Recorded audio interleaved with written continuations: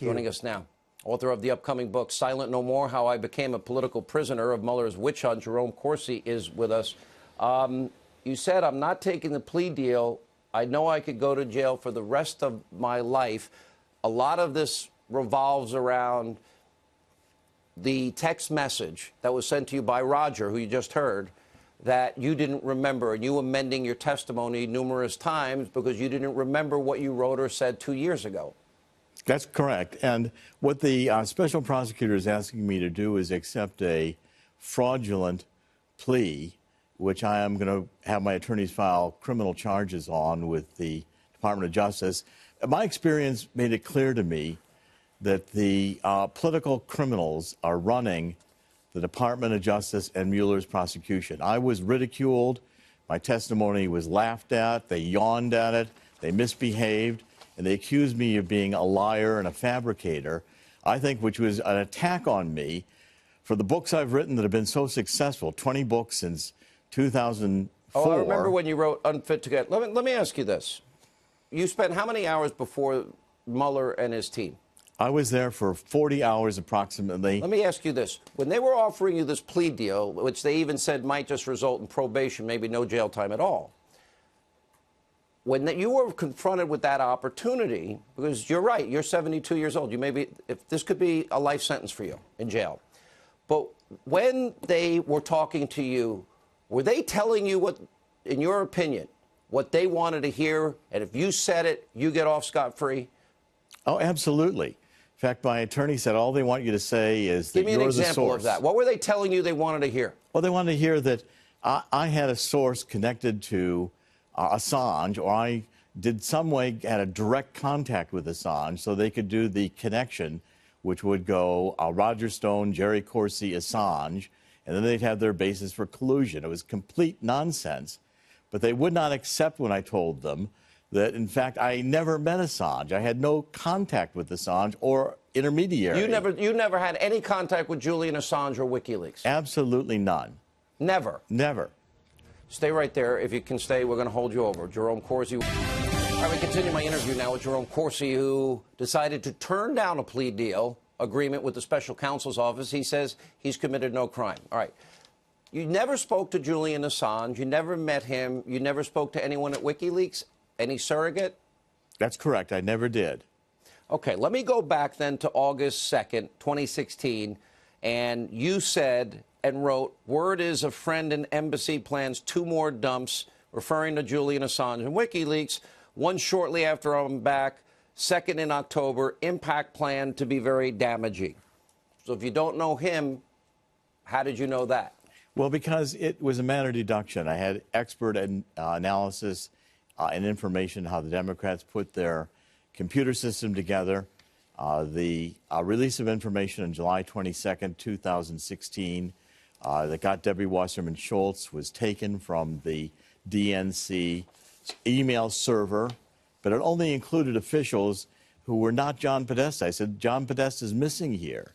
And I knew whoever stole emails from that server had John Podesta's. And I said, if I had John Podesta's emails, I'd keep them until the end. I'd make him an October surprise. So you deduced that they had to have him because of the same server. Same server. It had to come out. Let me go to the Wall Street Journal then. You said, what I constructed, what I testified to the grand jury was I believed I was creating a cover story for Roger, meaning Roger Stone, because Roger wanted to explain the tweet that I had earlier asked him about. And by the way, the special counsel knew this. They can tell virtually my keystrokes on that computer. Roger said that's not logical and said that you were being squeezed by Mueller's prosecutors when you said that. Can you shed some light on that? Yeah, 2 points very quickly. First of all, they constantly pressed me about what Roger thought. And I told him it was a shame I didn't take the mind-reading course at Harvard, but I can't tell you what somebody else is thinking. And listening to Roger tonight sounds like that's Roger's explanation, and I'll accept that that's what Roger was thinking. In terms of what I thought I was doing. Were you trying to stay, as you said, were you trying to create a cover story for Roger? Let me answer that. In politics, as in public relations, and I was trained in public relations by Edward Bernays, the founder of it, you create narratives to benefit your client. British Petroleum going after oil reserves all over the world becomes BP, and suddenly it's beyond petroleum. Well, BP is no more beyond oil than Long John Silver was beyond Ludi. Is that a lie? Mm-hmm. Let me ask you this. You actually said the following. You said, in my heart, I went in to tell the truth, did my best to tell the truth, and I won't swear before God and a judge something I consider to be a lie. We're talking about 2-year-old emails, Mr. Corsi, 2 years old.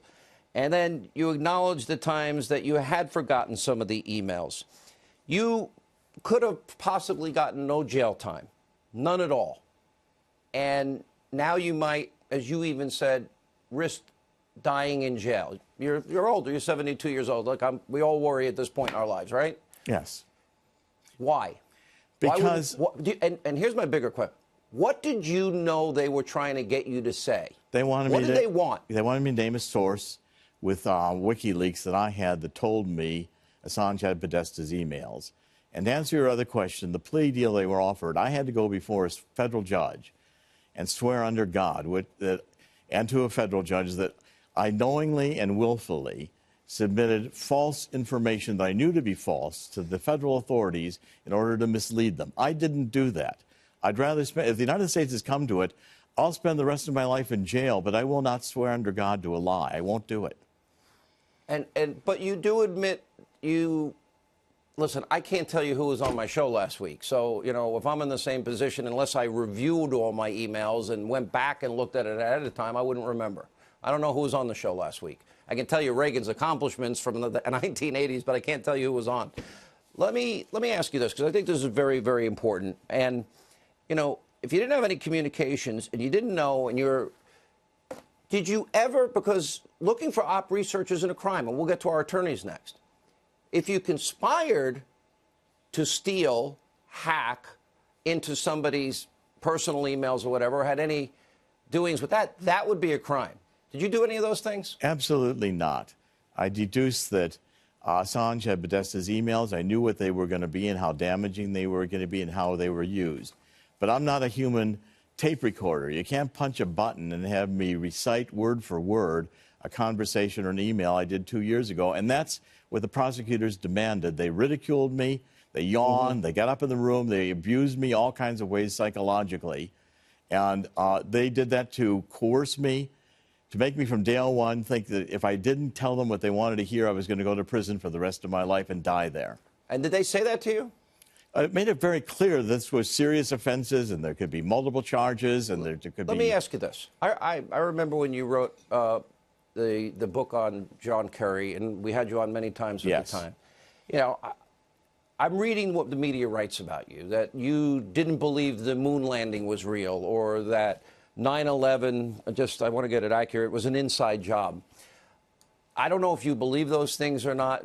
Do you? Because I was surprised when I read it. That's all fabrication. I don't believe. But you're getting to a very important point. Aaron Zelinsky, one of the prosecutors, ridiculed me. He said, you just take this fact, that fact, you make lies. Well, I know he's ridiculing my work on, Barack Obama, the birth certificate. He's ridiculing the SWIFT boats. I'm being persecuted and prosecuted because the left wants to get rid of me, and they want to ridicule these books. You're allowed to have controversial opinions and views. I would disagree with you on both of those things, but this isn't what's at issue here. What's at issue here is, were you offered basically freedom if you told lies? And you're saying they wanted you to lie, they were pushing you to lie. Yes, if I had given them what they wanted, it would be all happy. And in fact, after the first grand jury testimony, they all shook my hand and congratulated me, and they blew it up in the second round because I did not have a source with WikiLeaks. They blew it up for that reason. All right, Jerome Corsi, thank you for being with us. We wish you the best of luck.